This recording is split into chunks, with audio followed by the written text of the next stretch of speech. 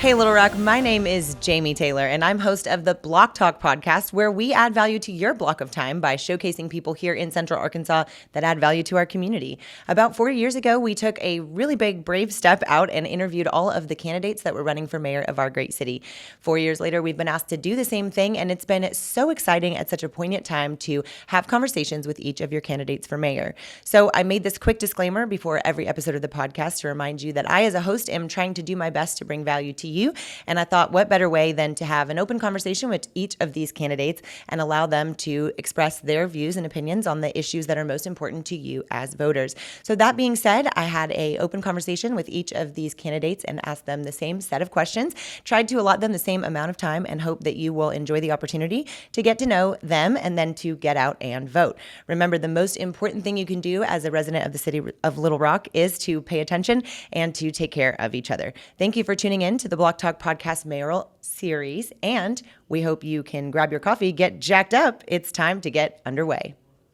All right, Little Rock, grab your coffee, get jacked up. It's time for another episode of the Block Talk with Jamie Taylor, and I am here with our current mayor, Mr. Frank Scott. Welcome to the show. Thank you so much. Welcome back, I guess. Yes, this is great to be back. This is amazing. The first time we met was similar on camera and doing a podcast episode, but 4 years later, a lot has changed for us both, and we get to revisit, talk about your re-election campaign. Well, I'm looking forward to it. It's great to be back with you.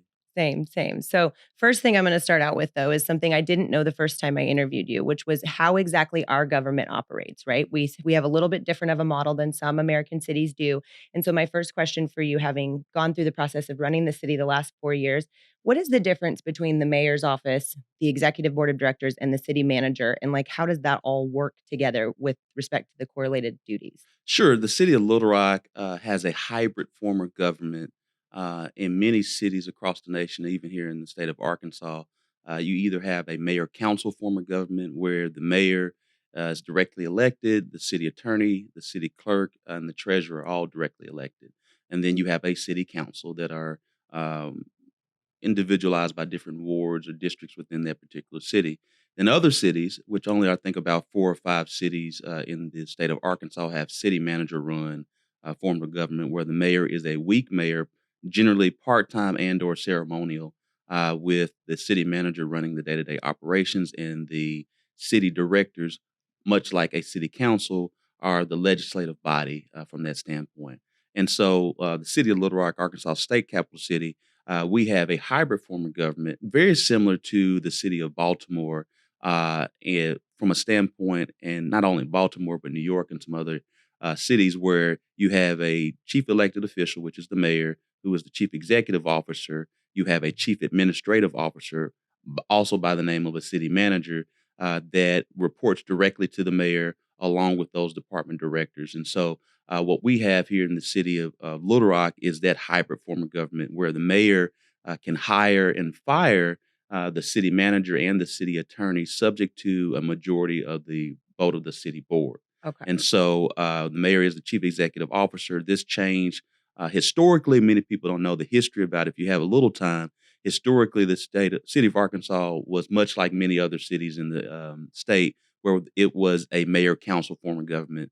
A former mayor by the name of Mayor Woodward Mann was a mayor, I dare say, was before his time, a very liberal mayor, played a vital role in bus integration in the 1950s, as well as he was the mayor that called President Eisenhower to ensure that the Little Rock Nine safely integrated into Little Rock Central High.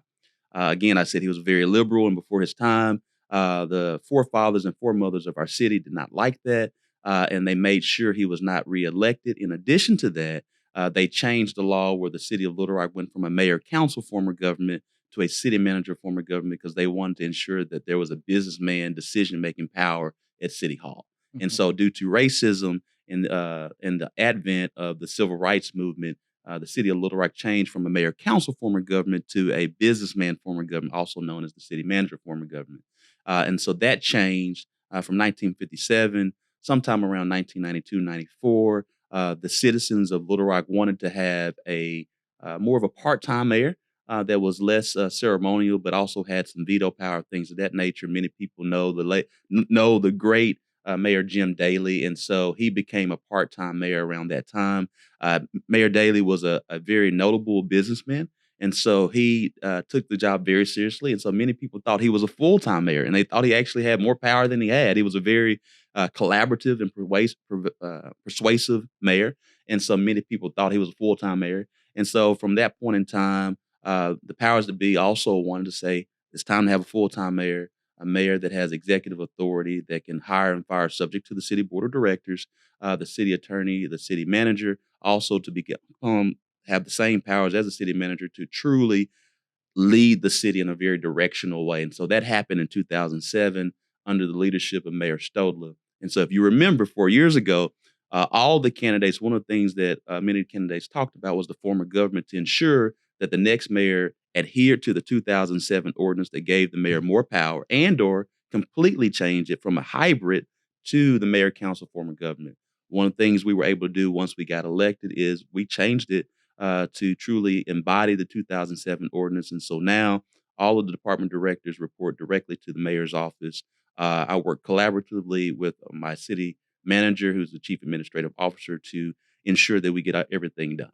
Yeah, that doesn't That was a sound like whole lot. That's kind of like 65 years all around yeah, there. I would say you knocked it down pretty Yeah. tight for 65 years, Yeah. but that's an interesting thing because the way that our city is structured really decides whether or not and how your administration can lead it, right? Because if you want to get something done and then you have a board of directors and they don't agree with it, then it becomes a lot of contention and you have to sort of like figure out how to agree. But that's kind of that's what your government. job is. Yeah. It's checks and balances. As I kind of simplify it, the Office of Executive Administration, we are the executive branch. We propose. The legislative branches, our city board of directors, they dispose. And so we have to work collaboratively together to ensure that our city moves forward. And very grateful that we've been able to get a lot done in these 3 years and now 9 months. Yeah, well, I mean, no one saw a lot of what was coming as well. You've battled some things, and I think we'll cover that as we get through these questions. But one of the things I also want to know about city roles in particular is about city directors. Mhm. We have a number of city directors. How are they elected, chosen? Like, do they have specific jurisdictions that are sized appropriately based on population, or how do city directors work? So our form of government too not only focuses on the executive branch, it also focuses on the legislative branch, which are the city directors. And we've gone through a number of different iterations from 7 at-large city directors that every member of the city elects one of those 7. We've gone now to 7 ward directors where there's a specific district in the city. So if you live in Southwest Little Rock, you have a ward. That's generally Ward 7. If you live in downtown Little Rock in the south end of Little Rock, that's generally Ward 1. So you have 7 ward representatives that are elected by their district. So you live in Ward 1, you can only vote for the Ward 1 representative. You live in Ward 7, you can only vote for the Ward 7 representative.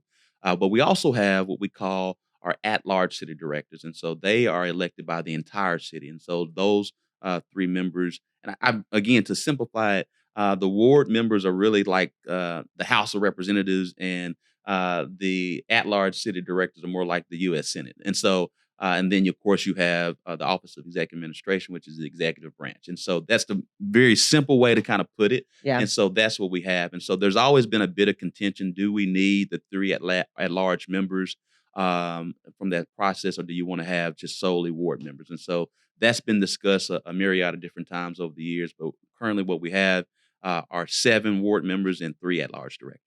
Okay. And that makes sense because one of the things that's also difficult when you're looking at unification of a city is getting everyone on the same page about what direction you want to go. And if you live in a specific neighborhood, you might have different challenges than are present in another neighborhood. So that makes a lot of sense. But with respect to population growth at large, we're the capital city, as you mentioned, and population growth is very important as we move forward as a city. What is your plan or your administration's plan to really work towards the growth of our population here in the capital city? Well, I'm excited to share that over the past 2020 census, we worked very hard to ensure that our city was represented. We went to all of the hard to reach areas when you talk about the 2020 census. And so we made that a priority under my administration. So I'm happy to report as of the 2020 census, most of our growth actually happened over the past 3 years. But when you think about that, we experienced close to 6% growth here in the city of Little Rock. And so if you've grown up here in Little Rock, we always had claimed that we were, 200,000. We never were. We were really about 180, 185. And so we're now 203, 203,000, which puts us in the top 125 cities in the United States. And so the reason why I share that is, again, that is the city of Little Rock. That's not Little Rock Metro. Little Rock Metro is probably about 750,000. when you really take that into consideration. But we're 203,000. We saw 6% growth. We are the largest, most diverse, most urban city in the state of Arkansas, which is a small state. And so we have the same realities of a Atlanta, a Memphis, a New Orleans, Charlotte, things of that nature. And so it's kind of hard to compare us to a Plano, Texas. That's actually larger than Little Rock, or to Frisco. There's about 185,000. Just two different realities on the demographics, the socioeconomic statuses, geographics, things of that nature. But also even from a geographical standpoint, while Little Rock is 203,000, we're growing. Our land mass, we're somewhere around 124 square miles. We're larger than San Francisco. It's It's a crazy. lot of ground to cover, as you know from your time with Block Talk. That has a lot to do with westward sprawl, and we can talk about that and things of that nature. And so, some supportive of that, some are not. But that's the reason why we've grown for quite some time. And so I'm happy to report that we have grown. A lot of that is attributed to our workforce, our quality of life in place, affordability to live here. But also, again, the city of Little Rock has become and will continue to be one of the catalysts of the New South. Yeah, and it's funny because that's why I just remembered, like, how much fun it was the first time. Because that's the thing, I have that same passion Yeah. for I can't believe the potential that's here. Yeah. It's unbelievable, the things that you can do, the doors you can open, just being a member of this community, and it was funny when you came in this morning that, like, many of the people that work here, like, "Hey, what's up? Good to see you." Like, it's easy for you to walk into rooms around town and know people because you did grow up here, and then you've been here for 4 years running the city, so that's helpful to kind of see 4 years later and be like, he's still just as passionate about what he loves about Little Rock. But with respect to some of the challenges that we have, and this one's a little close to home for me because that's where all 20 years of my experience before I got into what I'm doing now was related to real estate.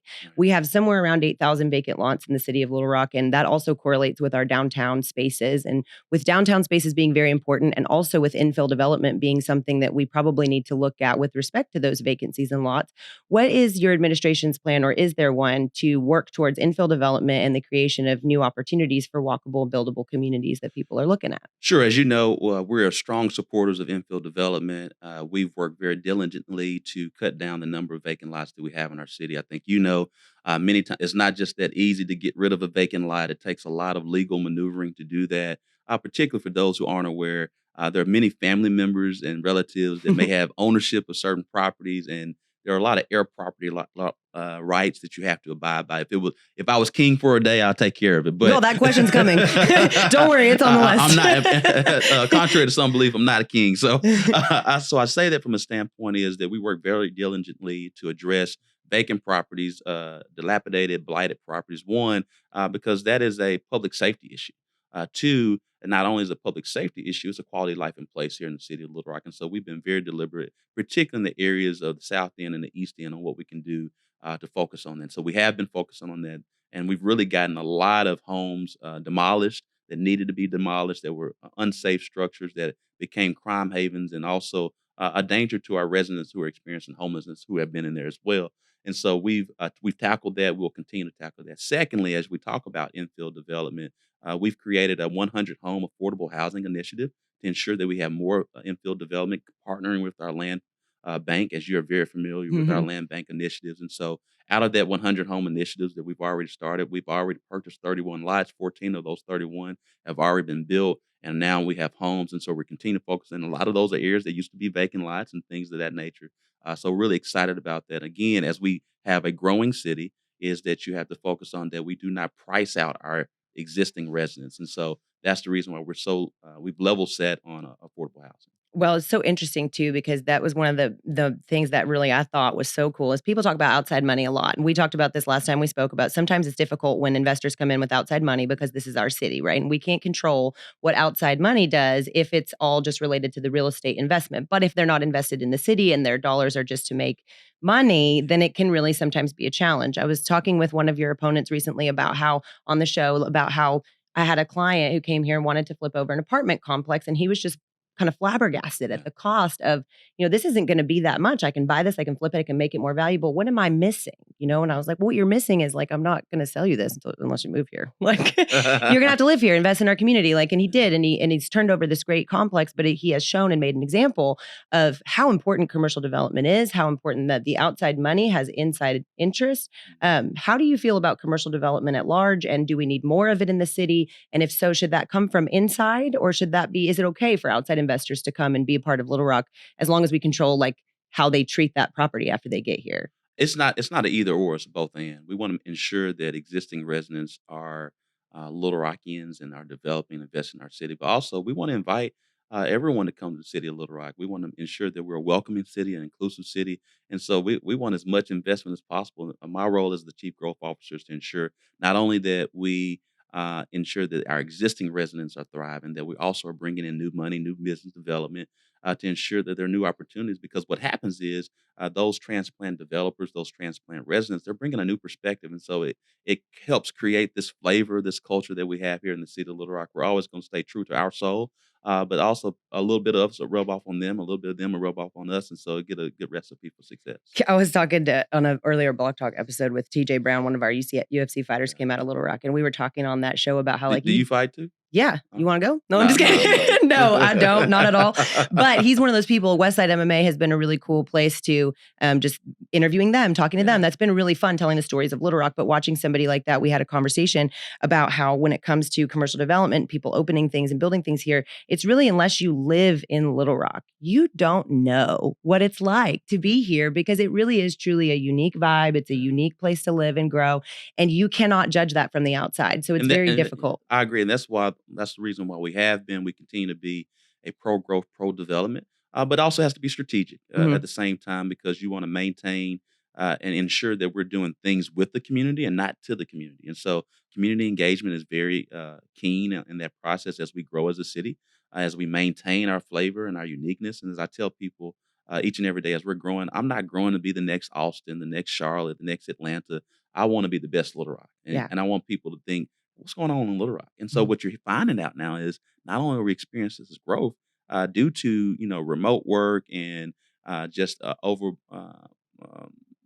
over technology society, is that you're having many brothers and sisters that are from the East Coast and the West Coast. Guess what? They're coming to Little Rock. Why? We're centrally located in the South, affordable, great quality in life and place. People found out during the pandemic that they like to be outside, and so Mhm. we got a lot of things Welcome to to do. Little Rock. Yeah, Yeah. because we're outside, right? So Yeah. that's what it's about. It's so funny. Yeah, I get lit up about that. So let me get back to the questions. Commercial development, though, is a challenge. Like you said, with strategic growth, Yeah. I don't want boil orders. I don't want blackouts. I don't want Yeah. those things if my infrastructure isn't ready for quick development. But there is a challenge doing that. You're going to talk about going to the city. I need to get permits. Um, historically, I have heard some challenges related to the development of real estate in the city. How would you say that your administration is able to better unify the communication between the city and developers as it relates to whether they live here or they're coming in from out of town, to make that process a seamless engagement of, hey, I want to spend my money. Okay, spend it. Well, I think the proof is in the pudding. From a historical standpoint, under my administration, our city has seen close to 8,000 new jobs, and so that what that means is companies, both outside and existing companies, are choosing to do business here in Little Rock. As you know, there's been a lot of commercial development under our administration over the last 3 years, both housing as well as commercial real estate, which I both support. And I can tell you, having experience as a former commercial lender with First Security Bank, I can tell you that things are going well, and we brought that experience to City Hall, and so that's one of the reasons. If you remember 4 years ago, I talked about a red tape committee, and so Mhm. we were able to institute this red tape committee that was a combination of developers, contractors, who really took a look at all of our planning and zoning commissions. Being an elder millennial, you're an elder He millennial as did it well. again. I'm elder. Goodness gracious, So, two times in a row, let me Frank. give you this context. Let me give you this context. I was born in 1983. Do you know the I'm younger. Do you know the last time that the city actually looked at its planning and zoning code enforcement, things of that nature? Was it before you were born? 1982. And Oh, so, so it was. yeah, so we did this, what you call a part of the red tape committee, is we did a big revision of our planning and zoning rules and regulations, and so we streamlined them. They were archaic. We condensed them, and so that was one of the accomplishments. And guess what? There's still more work to do. And so what we've been able to do is provide an open for business mentality with planning and zoning, as well as our infrastructure departments and things of that nature. So not only have we done this big revision from our red tape committee, but also we provided this kind of concierge service to our builders and our developers. And so we continue to show that and continue to move forward in that standpoint. And we're grateful to see the housing boom as well as the commercial real estate boom that we've seen here in the city over the past 3 years and 8 months. Well, and that's been interesting because we had a lot of new agents come in the business. We had a lot of things go on with I that mean, it housing. exploded. Oh, Yeah, it sure yeah, did. I yeah. mean, it resulted in the I Hate Real Estate podcast. So anyways, Oh, that man. being said, so here we are sitting inside of Yeah. Apogee, right? And companies like Apogee, places like the Venture Center. How Shout do out to we, Justin George. I'm grateful yeah, for what he's been able to do. Started out at the with our tech center, tech park, and look. I mean, we have basically a Google campus right here in Riverdale, and so very yeah. grateful for that work. Well, and it's so interesting too, because it was something that, as you know, I've always been an entrepreneur. And when I took the step to meet with Mr. George and Yeah, Apogee and discovered what they were doing, how could I not align yeah, myself with something that is so integral to the growth and success of our city? You look at something like this and you think, how do you create more of it? How do you make more places like Apogee, like the Venture Center, where entrepreneurial ideas and energy are shifted into actual businesses? Now, there's also a few things I've heard about recently with respect to Numa, which is a cool exercise thing that grew out of Cersei and then opened in Rogers and Little Rock at the same time. And the Block Talk itself is built on the back of people who are telling their stories of amazing, incredible success in the city. How do we continue to empower that group of people to come here to Little Rock and say, hey, this city has access, opportunities, and availability to feel like the opportunities that are in Austin, but with respective and strategic growth in such a way that's going to let my quality of life stay yeah. throughout the growth? I think one, too, is continue to have a mayor that's engaged in that process, understanding that you have to build an ecosystem on engagement opportunity from that standpoint, and let them know that hey, we're here to be helpful. We're not here to be a hindrance. And so that's number one. Number two, as it relates to creating that ecosystem, whether it's the work that's going on now with the tech park or what we're doing with the venture center and fintech and things of that nature, we have to continue to build on that. We have to continue to put resources there as we have done already from a city perspective, but also help our entrepreneurs know that hey, we want to get out your way because we want you to have this canvas so you're free to paint. And when you need us, we'll step up. But also we're gonna lay out the infrastructure, keep the prices low from an affordable standpoint, so you can have that Austin feel, but that Little Rock identity and that Mhm. Little Rock flavor. We're so much cooler than them. Just because, I mean, I've traveled to those cities. That's great, but it's just different. And Oh maybe I yeah, have a preference for Little Rock, but I am from Southern California. yeah. So it's not like I'm from a small area and I came here and was like, oh, surprise. I came here and was totally blown away at access and opportunity. Um, how about public-private partnerships? Because that's something that comes to the table all the time. I also think it's just very important, in my personal opinion, that the private and public work together to engage our city to grow. How do you feel about public-private partnerships? Do we need more of that? And how does it affect our city at large? Strong supporter of public-private partnerships. Actually, today, I mean, give you a great example. Two press conferences when I leave here today that demonstrate public-private partnerships. The residents of Little Rock voted for close to a $31 million bond to ensure that we help with the renovation, revitalization of the Arkansas Museum for Fine Arts. And so we will have a premier cultural arts center. We had one already from a state perspective, but now it's going to be a regional, if not national, perspective with Arkansas Museum for Fine Arts, where the city and the residents voted to put $31 million. Now the Stevens family and a coastal others have now put a close to 130 million into that process. So now you have an infusion of about 160 million in East Little Rock, basically the gateway to East Little Rock and MacArthur Park, and it's going to be for free. Yeah. You talk about that connection between arts and education, but from a cultural standpoint, in the midst of a community that's not only thriving but growing from that standpoint. So that's a big deal. So that's a great public-private partnership example. Secondly, two things that are going on right now. My administration and UAMS have been working very hard on targeted community development, particularly in the 12th Street corridor, as we know, low economic area, but area that has not only low economics, but it's a food desert, also a Mhm. health desert, things of that nature. And so we work very hard to create a lease to entice UAMS to create a child development center. And so we're going to have basically a $10 million child development center, not only for the UMS workforce, but also for the existing residents within the 12th Street corridor to ensure that our children have early childhood education. As we know, the quicker and the earlier that our children are learning and have the ability to read, the better off they will be. And so, really excited to have this infusement of $10 million of a public-private partnership with UAMS. Secondly, not only that, as you know, on the 12th Street corridor as well, we have the 12th Street substation. And so we've partnered with UMS to have some food conscious healthcare facilities within the 12th Street substation, as well as Philander Smith College, where they will now have their Criminal Justice Institute, where they get on the job training right in the 12th Street substation. They're around our local police officers that stand for it. Again, another public-private partnership. And so we try our best to get deals done where it's not only the city, but also the private sector working together.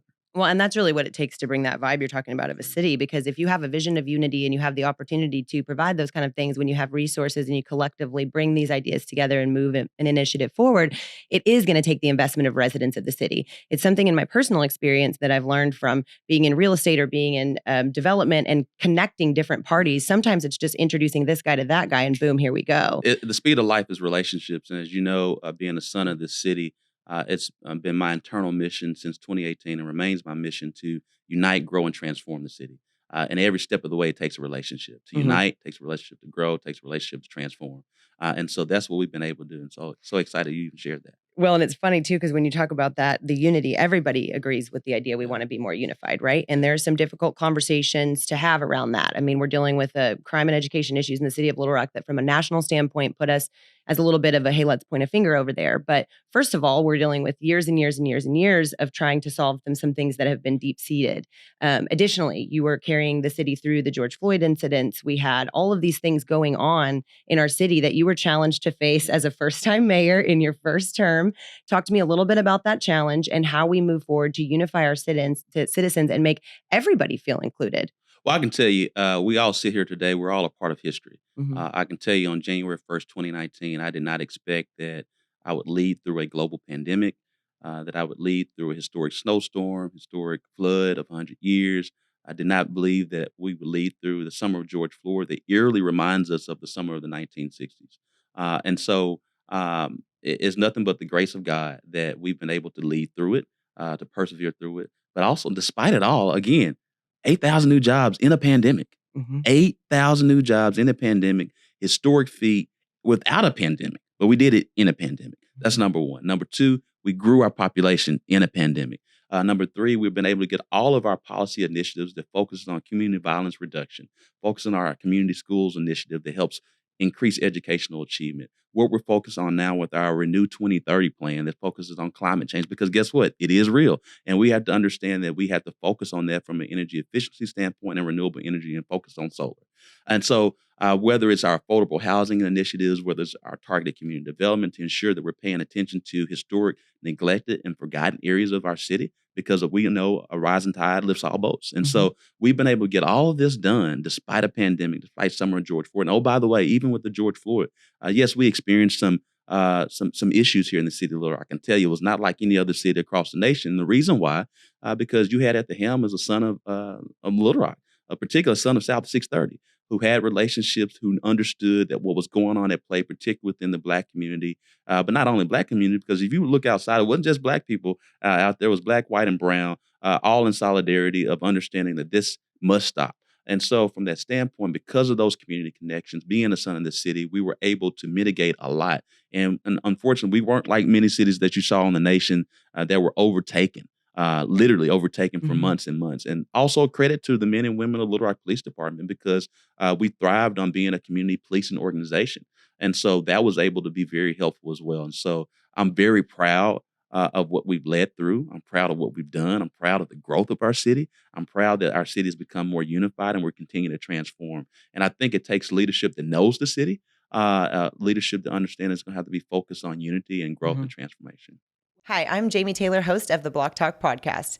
These mayoral interviews wouldn't have been possible without the gracious support of our sponsor. When you build a property with Mike Orndorff Properties, what you can expect is development done differently. This is a developer who connects people to their places and creates a space where you can live simply. If you want more information, check them out on Facebook. Well, and it comes back to that branding piece too of like that was what, I'll be totally straight with you. When my parents said I'm moving to Arkansas when I was 18, I was like, no, I'm not doing it. I'm moving to Vegas because maybe you'll stay if I do. It didn't work.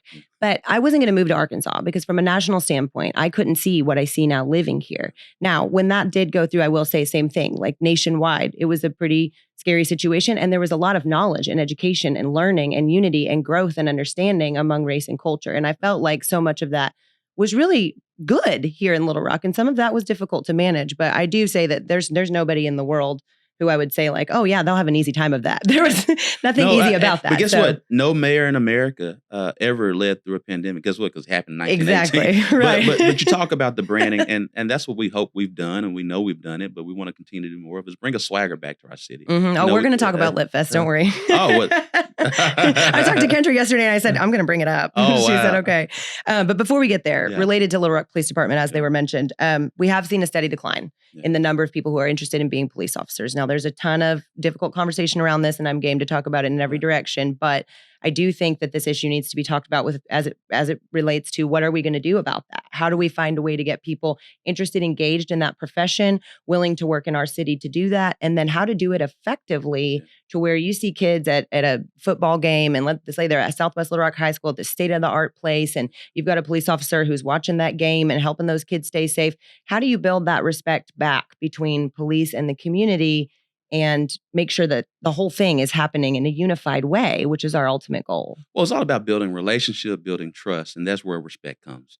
And so, one of the things I can share with you is that our police departments work very diligently about being a 21st century community policing organization. They are continue to work towards that. As it relates to public safety here in our city, what I have to share is that we have a safe city. Could it be safer? Yes. And so we work each and every day to ensure that that happens. But we also understand that our police officers, they too have been leading through a pandemic. And one of the things that we don't talk enough about, yes, the pandemic, it exposed healthcare disparities. It even exposed financial disparities. But guess what? What we don't talk enough about, and I know you know this as being a mother, is that we had 2 years of learning loss. We had 2 years of our children not only experiencing learning loss, but experienced trauma. And mothers with burnout, just for the record. They were in our house for 2 years. but you have this trauma that was exasperated and it fell out to the streets and it relates to crime. And so being a son of the city, as I talk about it a lot, as an elder millennial, I kind of grew up as a young kid during the gang banging Little Rock days. I can tell you right now, you talk to anyone, I had family members who were part of those times. The crime that you see today, it is not gang banging in Little Rock. Anyone tells you that they don't know. Can we just like produce a new documentary? Because Exactly. I'm really tired of that one. me too. But unfortunately, we have politicians who want to bring it up. So I have to, being someone that was had family members who were in the middle of it, I can speak to it and say that we're nowhere near it. What you're seeing right now is this domestic violence. One is one of the key factors in our homicides. You're seeing acquaintance violence where you and I know each other and there's an issue and we can't have effective conflict resolution. And so back in the day, instead of picking up your hands, we're picking up guns, particularly illegal guns. And that's a whole nother issue. And not so whether it's domestic violence, acquaintance violence, but also mental health has not been talked about enough. Oh, thank and we're goodness seeing, you said the words mental health. And so and we're experiencing that. And that's the reason why the city has funded for mental health workers to help our police department. And so we're really excited about those things and what we're focused on. And so crime, again, I'm happy to report that violent crime is now down -6%. Homicides are up 13%, but we're down from a violent crime standpoint, down -6%. Again, as I explained, domestic violence, acquaintance violence, the understanding how mental health plays a role in the homicides that we're seeing. That's the reason why we're seeing this uptick from a homicide standpoint. But credit to the men and women of Little Rock Police Department who have really effectuated this community violence reduction plan of increased patrols, targeted patrolling, what we call DDAX, which is decision-driven focus on how we police within the city, but also the holistic approach. We have a HOPE Council that stands for Holistic Outreach and Prevention in each and every neighborhood, where we're providing close to $3 million of prevention and intervention treatment dollars to focus on our youth and young adults. So there's a lot of work. I can talk for days about public safety, but also to answer your question too about recruiting. I have to tell you, we have an older workforce within the Little Rock Police Department because it's a great job to have. So we have a lot of officers that are staying anywhere from 28 to 40 years. And so now we're entering this phase where it, quite frankly, it's hard to be a police officer. Mm-hmm. You know, people aren't jumping up and down, and we praise God for the officers who are giving their duty and their service to protect and serve all of us in this room right now. That's why I wake up each and every day and go to bed every night praying for them. And so, but we have to understand, no matter who's in office, we're going to have close to 25 to 40 officers that are going to retire. That's just through attrition. And so when you understand that, we have to not only focus on retention, we have to continue to compete with that -25 number in recruitment. And so that's the reason why our administration, we offer a $10,000 sign-in bonus, $10,000 for officers to be recruited to become officer of the Little Rock Police Department. And if they live outside the city, we want to give them another $5,000 to move inside the city. So literally, if you're someone just graduating from college from UCA, you want to move to Little Rock, you're going to get $15,000 to be an officer. To really kind of, as you know, from a real estate standpoint, that kind of helps out with There's a some down payment right there. payment right Yeah. there. And so we're very focused on that.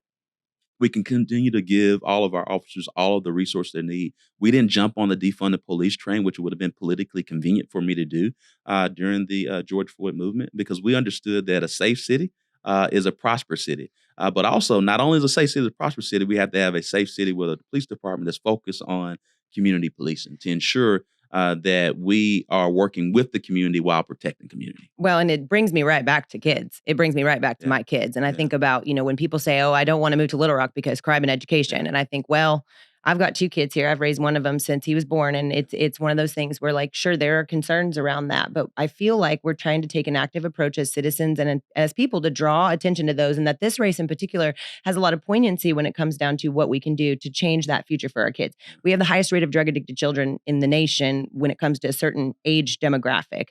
Has anybody ever, and this is completely out of left field, but I was just thinking, we have Southwest Little Rock High School, which is one of the greatest achievements, and what a beautiful space. But what about like recovery high schools or a mental health awareness? Like, are there anything planned in your administration to handle things like that? So things we've already done. And so thank you for asking. So again, not only have I been the jobs mayor over these past 3 years, 8 months in the middle of the pandemic, I've also become an education mayor. And so one of the things we have, first time ever, and now we have other cities that are following suit, we have a chief education officer. And if you remember, when I came into office, we did not have a locally elected school board. And so I do remember that my whole conversation. administration went to bat alongside many other leaders to work out a deal with the governor and secretary of education to ensure that we brought back our locally elected school board, which we do have back as a result of our leadership and other leaders as well. And so one of the main things that we were able to negotiate during that period of time was a community schools model, which is done across the nation. We brought it to Little Rock, and now we have, as of the last legislative session, other cities are wanting to follow Little Rock. And so what we've done is been able to focus on the most at-risk schools within the Little Rock School District, and where the city put up close to $1 million, 500,000 to $1 million to provide wraparound services for particular schools. And so what we do is we go into these particular schools, provide a needs assessment, because every school, every student is Different different. issues. Yeah. And so where we now have a health and vision clinic at Guyer Springs Elementary because of that needs assessment. That's a community school. Mapleville Elementary is a community school. Stevens Elementary is a community school. Washington. So each one has a different component. One focuses on mental health. So particularly in Stevens Elementary, we were able to garner close to a $2 million planning grant to get social workers and mental health workers at Stevens Elementary. And so, yes, we're working towards that. We have done that. It's an operation. I'm happy to report that our 4 community schools are now expanded now to 6. And so it continues to show our intentionality when it comes to our youth, our young adults. Well, and I think that just brings it right back to the whole correlation between the health of a person and the health of their neighborhood and the health of their city and their state and their nation. And it comes down to, like, people who are typically making desperate decisions are in desperate situations. And Yeah. so they're not making these decisions because they're thinking, yeah, I'm clear headed and everything's great in my life and I'm going to make a good decision. They're thinking, these are my only options. And they choose a desperate one. And then that can sometimes just lead them down a path where, if they can have some intervention, maybe they'd speak with a counselor and deal with their mental health issues long before it affects the remainder of their life. And at the end of the day, we're doing the work. And that's what you're talking about, focusing on the work. Yes. So what about our weaknesses? Real quick, because we're going to go all positive from here. But what would you say are the top 2 or 3 weaknesses that your administration and you plan to attack the minute that your reelection goes through? Let's say that you win the race and you're going to turn around and hit the road like you did in January 1 of 2019. Yeah. What would be the first, 2, 3 biggest weaknesses that you'd like to turn around and start working on? Well, Lord willing, we will win the race on November 8th. And again, I preface that from a faith standpoint. But transitioning from that standpoint, I don't see the Little Rock having weaknesses. We have opportunities for improvement. And so one of the things that we're going to continue to focus on is public safety here in the city of Little Rock. We clearly want to continue to focus on recruitment and retainment of our officers. We're excited that, I think we should note that right now, from an industry perspective, that per 1,000, the city of Little Rock has 2.6 officers per 1,000 residents. The national average is 1.6. And so Wow. while we do have some vacancies, I think right now our current vacancies are 74 vacancies that we have in the police department. 66 of those are actual officers on patrol, and the remaining are officers in management. And so right now, just so you should know, from a stat standpoint, our budget allows for 594 officers. We have 520 officers. Again, they're covering 124 square miles. We have more officers today than we did in 2017 before we took office. But again, we know we have more ground to cover. We want to continue to focus on that. And so I think our opportunity for improvement is more recruitment of officers, more retainment. What that means is ultimately we're going to have to continue to pay our officers more as we've been able to do that. I'm happy to report that our officers hadn't received a raise since 2018. I came in office in 2019. This past December, we were able to give them a 2% raise. Yes, we understand the costs are high up, but we have to be good stewards of the residential dollars because not only do we have officers, we have firefighters, we have public service workers and things of that nature who all ensure that our city is a growing city. And so we're happy we're able to give them a raise. We're going to continue to find more dollars to do that through stewardship. Perfect. Well, this is my favorite question because I know you're about to go off and me too, but like there are a lot of strengths. Central Arkansas has a lot of strengths and people are consistently comparing us to Northwest Arkansas, which like no offense, Fayetteville, but I'm tired of hearing that story. We are a beautiful city. We're the number one, I think, transport for across the nation at 30 and 40 when they intersect. We have global financial You took my technology. talking points from Yeah, 4 I'm years taking ago. them. Yes, I'm Go taking back to them. 4 years ago. No. But that's what I'm saying. That's but here's good the branding, thing. though. So thank you. Thank you. But also, I mean, think about that. We still are training 75% of healthcare practitioners. We're still doing the RICE thing. We have a lot of things. So what are your favorite, most exciting opportunities moving into this next So we 4 years? probably need to have our own podcast talking about what's good going on in Little Rock. And so Yeah, it's called the Block Talk. So here's the thing I want to share with everyone from just kind of laying the context about Little Rock. Largest city in a small state, most diverse city in a small state, a city that what I dare say is a microcosm of the United States because we're both rural and urban at the same time. And we experience the same issues of any big city, but also have the same relational mentality. We still walk in places and hug. Of any small city. Yep. And so we are a breathing ground, again, as I talk about being a catalyst for the New South, on how do we reshape our region? How can we reshape our nation? And so that's the reason why you've seen us, even in the middle of a pandemic, be so policy driven because we have been weighed down by histories and decades of issues that many individuals, while they've tried to tackle it, but hadn't had a leadership to truly tackle them at a very policy-driven way. And so that's the reason why we focus on community schools. That's the reason why I continue to focus on targeted community development. That's the reason why we started Office of Diversity, Equity, and Inclusion to have a chief equity officer. I can go for days on policy. I'm not going to bore you there. But when you talk about that is not only is Little Rock, center of the state's capital city, the seat of power of government. We are the healthcare mecca of the state of Arkansas. We are the distribution hub of the state of Arkansas, as well as the South. There's a big reason why Amazon has now 5 locations in Central Arkansas, 3 of which are in Little Rock, one in Southwest Little Rock, one in Little Rock Port, another in the East area. The reason why, as we all know, history's past. FedEx started in Little Rock. Our forefathers and foremothers of the city allowed them to leave because we didn't want to take a risk.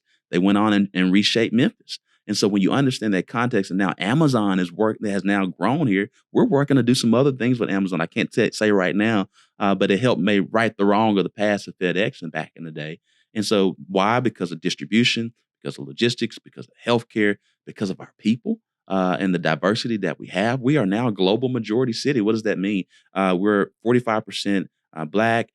We are now 6% Hispanic, another 5% Asian Pacific Island, and the rest are our brothers and sisters of white descent. And so we represent the global community. And so that's something that we have to continue to show from that standpoint. And then not only that is the great quality of life in place. We have dynamic trails. We've really leaned in on that. Our parks and recreational system that we continue to have. Let's talk about our food scene. I'm a big foodie. Yeah, we haven't even talked enough about that. Our music scene, our local arts and things of that nature. There's a lot of great things going on in Little Rock. That's my job to be not only the chief growth officer, but be the chief promoter. And that's the reason why. That's why I could never do your job because I'd be out there like, that's cool. I don't want to do policies. I love to do it all. And so we've been able to do that. And so Little Rock, again, if you understand history, and again, we're not comparing ourselves to other cities, but if you look at the history of Atlanta and Charlotte, both of them experienced high growth rate in the late 80s, early 90s. Little Rock is exactly where they were right now. And so when you understand our city, from 7 a.m. to 7 p.m., we're 320,000. So we're the size of Nashville, 7 a.m., 7 p.m. As we continue to focus on education, continue to focus on infill development, continue to focus on environmental issues that we have to curb, I really see our city in the next 5 to 10 years to be somewhere around 250, 275. Yeah, it's funny. I already Yeah. projected that on Yeah. accident. I was talking about Little Rock earlier. I'm like, we're like 250,000. And someone said 203. I said, I will project all I want. Thank you very much. But that being said, you actually mentioned the 6% Hispanic population. And that brings me back to a lot of the work. I, as you know, have a same love and passion for the Southwest. What's interesting about that corridor and that corner is that previously in history, like I had never really known the challenges that Southwest Little Rock faced.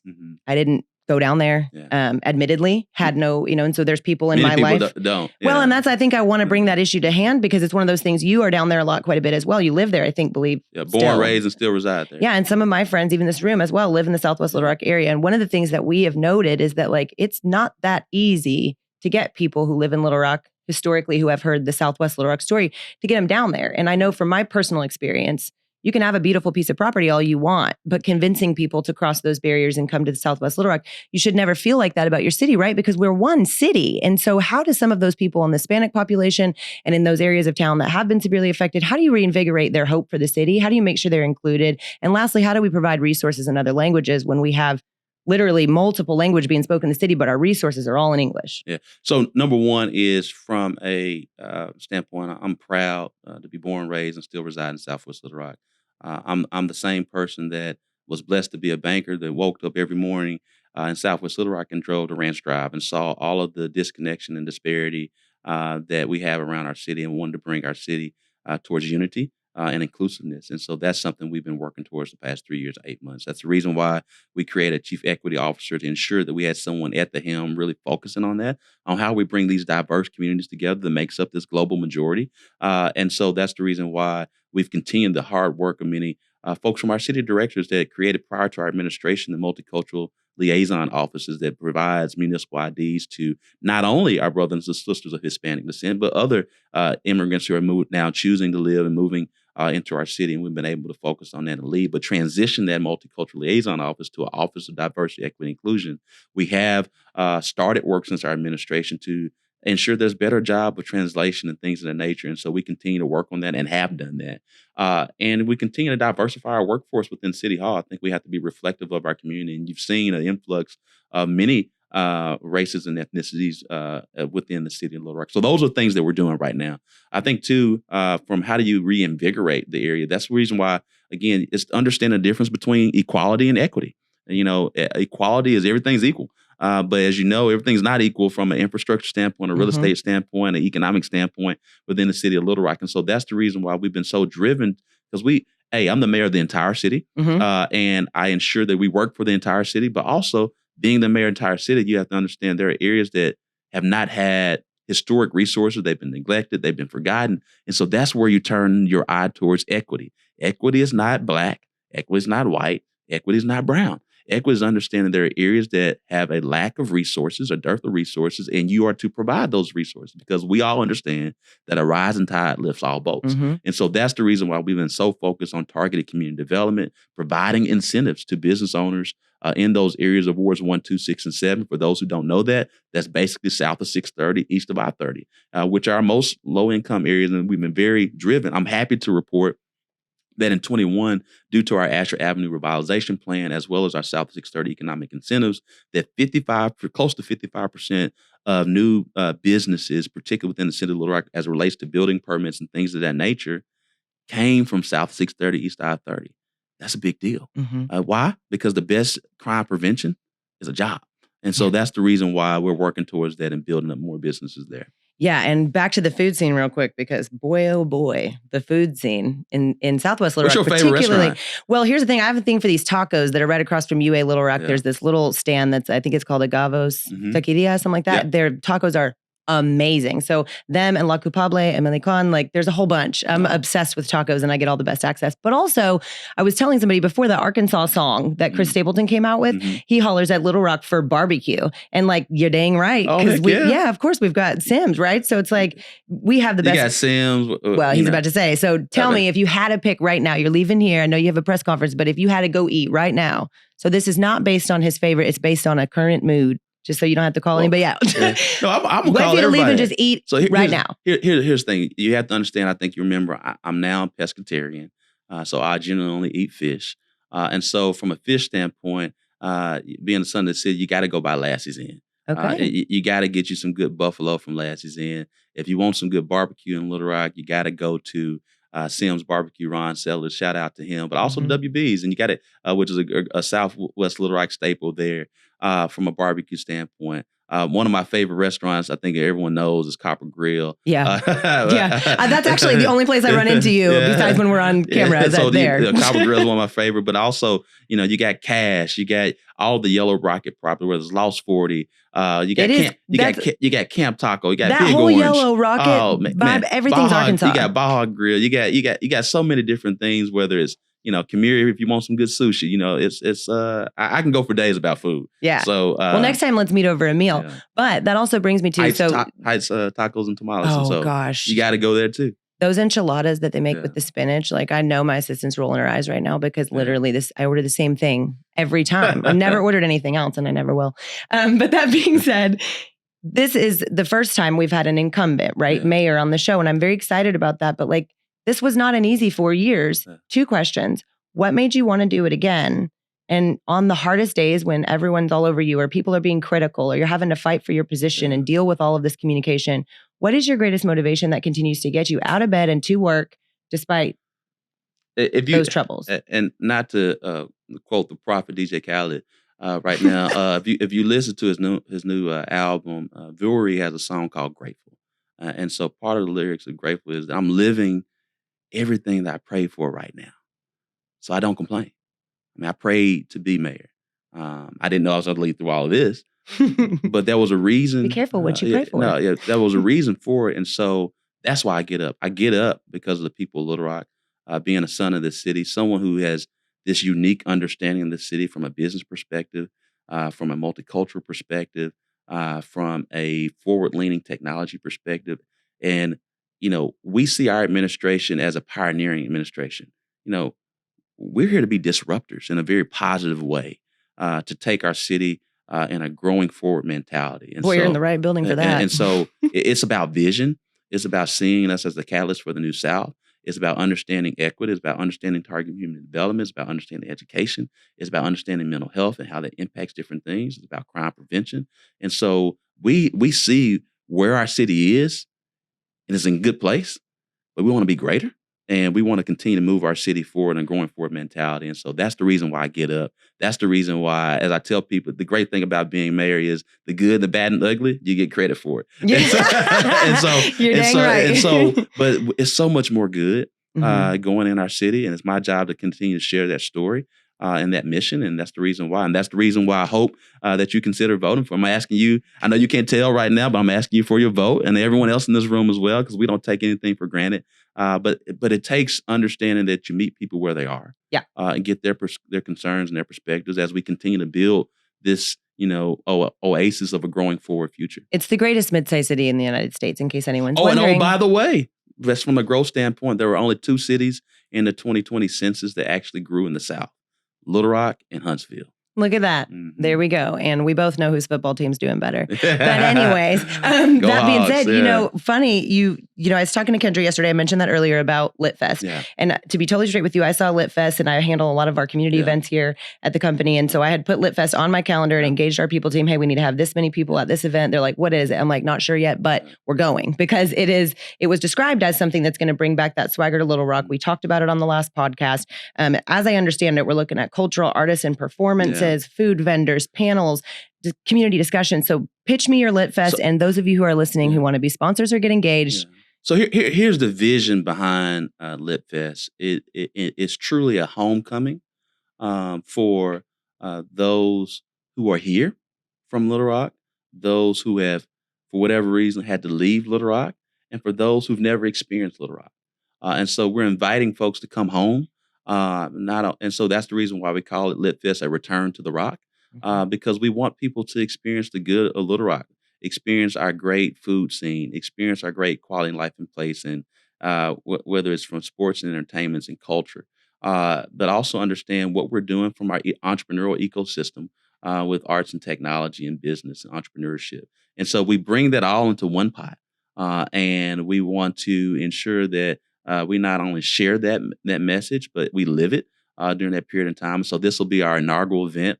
We hope for it to be a annual event that'll rival, one day maybe South by Southwest. We know South by Southwest didn't start the way it is today. It took a critical step each year, and so we expect, we want to level set, and we're going to start here and continue to grow it. And so we're excited about it. So we have some great local talent that's going to be a part of the process from a music standpoint. We have some great panel discussions that'll be going on, some great food scene, food trucks, things of that nature. I know there have already been some musical talent, and there's a great diversity of musical talent.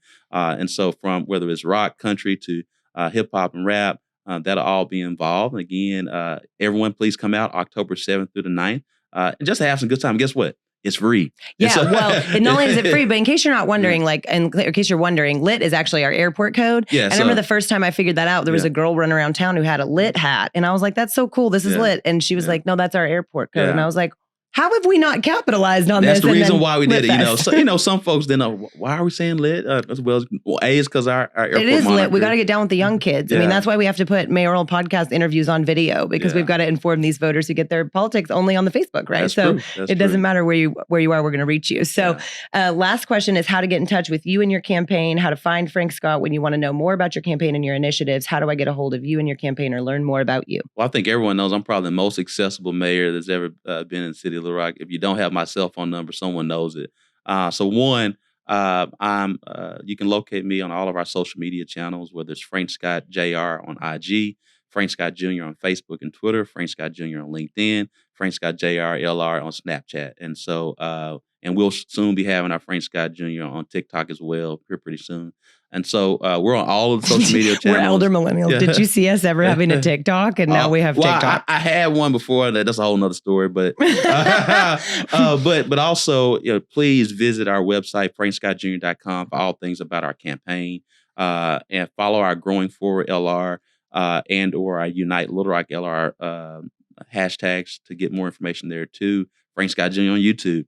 And so that's how you get how you find us, and we look forward to connecting with everyone. Again, for those who are watching, I ask you for your vote. I really want it, and I want to make sure I'm asking for it. That's perfect. And thank you so much for making the time to come and speak with us. It's our goal here at the Block Talk always to add value to our block and to your block of time. So thank you for listening to the episode with Mayor Frank Scott, and we wish you the best of luck on your reelection campaign. Thanks again for your time, and Little Rock, we're out.